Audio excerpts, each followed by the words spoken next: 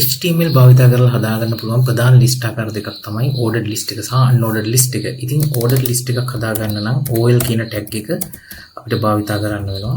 OL tag එක ඇතුලේ මෙන්න මේ විදිහේ li tag භාවිතා කරලා අපිට මේ විදිහට කීපයක් li tag භාවිතා කරලා අපිට list එකේ items ගන්න හදාගන්න පුළුවන්. මෙන්න මේ විදිහට හදන list එකක output එක අපිට මෙන්න මේ විදිහට බලා ගන්න පුළුවන්. මේකෙදි ordered list එකක මෙන්න මේ වගේ 1 2 3 කියන එහෙම නැත්නම් පිළිවෙලකට කිසියම් order එකකට අංක හෝ අකුරු භාවිතා කරලා order එකක් හැදෙන list එක තමයි ordered list එක කියන්නේ. මේ ordered list එකක මේ 1 2 3 default වදිනවා list එකේ.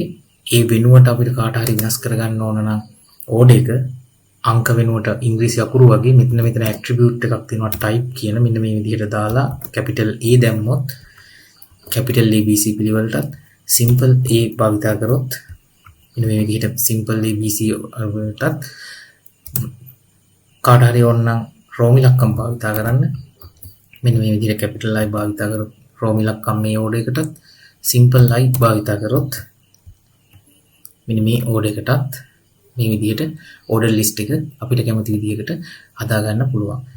unordered list එකක වෙන්නේ භාවිතා වෙන ප්‍රධාන tag එක වෙන්නේ UL කියන tag එක.